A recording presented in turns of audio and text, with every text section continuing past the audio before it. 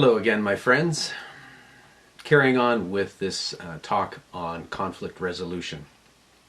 At the end of part 2, I spoke of the need to shift from a reaction to a response in dealing with those whose opinions we strongly oppose. Again, a reaction is a dramatic acting out of our emotions, and it has the theme of blame and vengeance, whereas response has the theme of responsibility. Easier said than done, right? How then do we make this shift to more consistently apply responsibility for our emotions and our actions? Well, as I suggested at the end of the last talk, that we need a practice of stillness and of self-reflection. So why stillness? Well, we may have made the cognitive decision to be more sincere, authentic, compassionate, less reactive, and more responsive. But until we establish a certain physical presence, we're going to be left adrift in the mental plane where egomania rules the roost. So establishing a regular practice of stillness gives us the wherewithal to observe the emotional storms of our life. I use the word storm intentionally. I liken the negative emotions that we experience whilst in conflict to a storm at sea. If you were in a big ass storm at sea, like a force 4, category 4 hurricane, what have you, what would be the safest vessel you could be in? Be a submarine, right? If you sink beneath the waves, the storm doesn't go away, but it allows you to observe it and be safe. And so it is with stillness practice.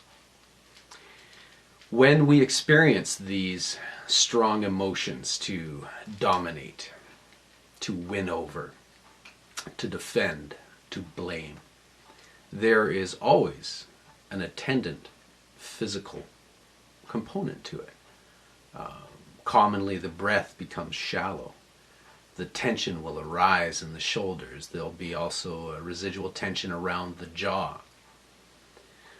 So chronic is this that most of us don't even notice it. But again, it is with a physical and regular practice of stillness that we have a chance to liberate ourselves from these addictive tendencies by first of all noticing that we've entered that state. And that, for me, is the heart of mindfulness practice.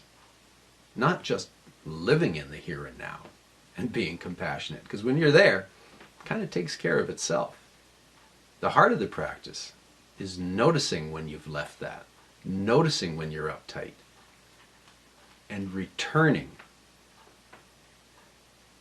authentically and compassionately to the here and now.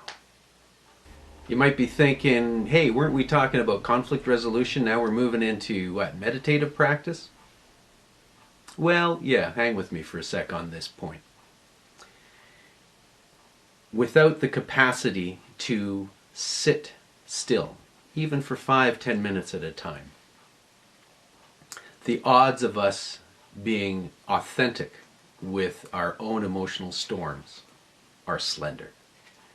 And if we're not authentic with ourselves, we cannot truly have a compassionate and empathic practice of conflict resolution.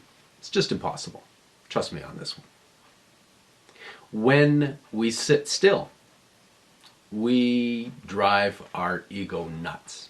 There is just all sorts of shucking and jiving for us to avoid the primordial practice of being still and being a witness to our own internal storms. I tell my students in this regard, set yourself up for a marathon rather than a sprint. Another metaphor for this is the straight and narrow path. It is straight because it's the direct way to achieve balance, authenticity, and peace. It's narrow because very few people trot it. It's easy enough to take an aphorism and use it as a band-aid, or to use psychological techniques to finesse your way through conflict. But if you truly want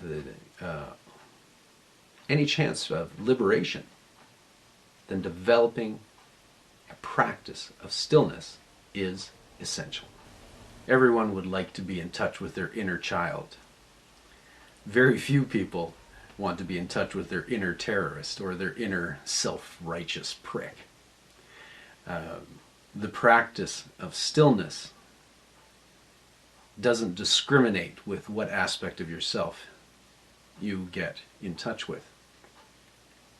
In my next talk, we're going to examine how we can cultivate the qualities of courage and tenacity in our own practice so that we can have a genuine caring and empathy for those with whom we strongly disagree. Until such time, stay sharp, be strong. All the best, my friends.